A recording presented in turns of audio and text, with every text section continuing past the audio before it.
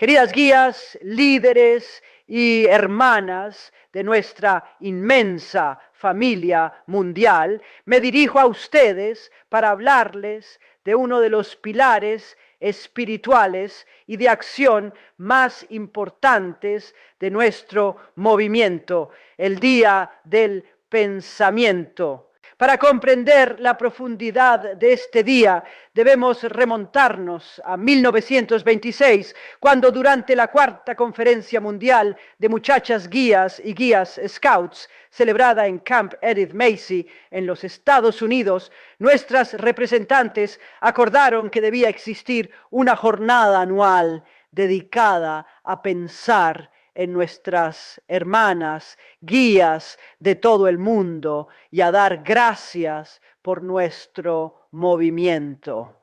Se eligió la fecha del 22 de febrero por una razón muy cercana a mi corazón. Es el día en que tanto mi amado esposo Robert como yo celebramos nuestro cumpleaños. Sin embargo, a medida que nuestra organización crecía, comprendí que la reflexión pasiva no era suficiente. Para mí, el acto de pensar debe conducir inevitablemente a la acción. 6 años después de la creación de la fecha, durante la séptima conferencia mundial celebrada en Polonia en 1932, una delegada sugirió que, puesto que los cumpleaños tradicionalmente involucran regalos, este día podía aprovecharse para recaudar fondos para el movimiento.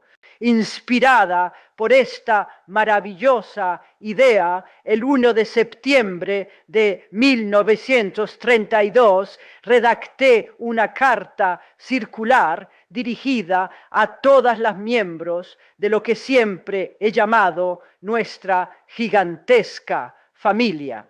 En aquel mensaje fundacional busqué transmitir nuestra unidad inquebrantable, comparando a nuestra hermandad con un manojo de ramas que, fuertemente atadas, forman un gran y robusto árbol. Les expliqué que nuestra asociación mundial, a la cual describí como un capitán mundial, se encontraba hambrienta y sedienta de apoyo para poder llevar nuestra labor a más de 37 países, para que todas pudieran comprender la necesidad de nuestra organización. Utilicé una metáfora muy sencilla y moderna para la época. Comparé a nuestro movimiento con un automóvil que requiere gasolina en forma de fondos para poder seguir funcionando. Fue así como les propuse la creación de un fondo de agradecimiento, pidiendo que cada guía del mundo donara tan solo un penique o su equivalente local en centavos, anas, céntimos o groschen. Esta petición validaba el aporte de cada niña, demostrando que, sin importar cuán modesta fuera la cantidad económica, cada contribución era una profunda ofrenda de amistad internacional.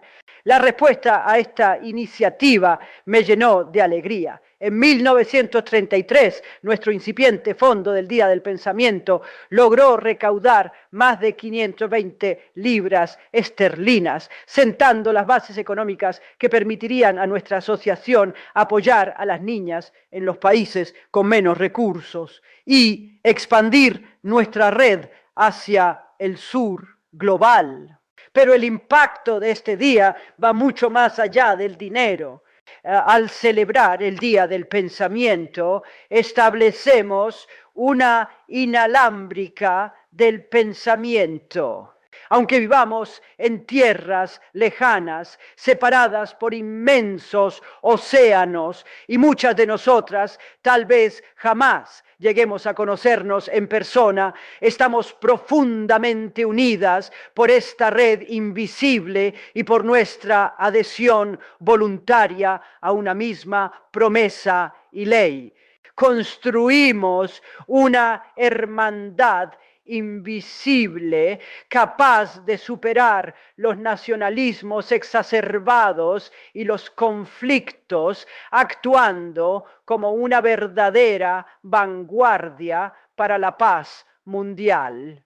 Al observar cómo nuestra obra perdura, me regocija saber que en 1999, durante la 30ª Conferencia Mundial en Dublín, el nombre de nuestra celebración fue enriquecido a Día Mundial del Pensamiento, enfatizando así la naturaleza global de nuestro movimiento.